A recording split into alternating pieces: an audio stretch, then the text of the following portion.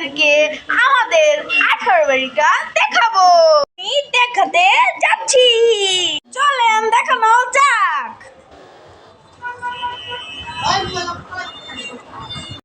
So guys, এই দেখেন আমাদের 18 বাড়িটি।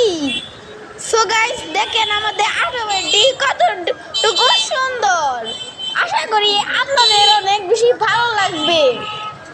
এই ভিডিওটি আপনাদের ভালো না লাগলেও বলবেন ভালো হয়েছে, সেটা যেন আমি জানতে পারি।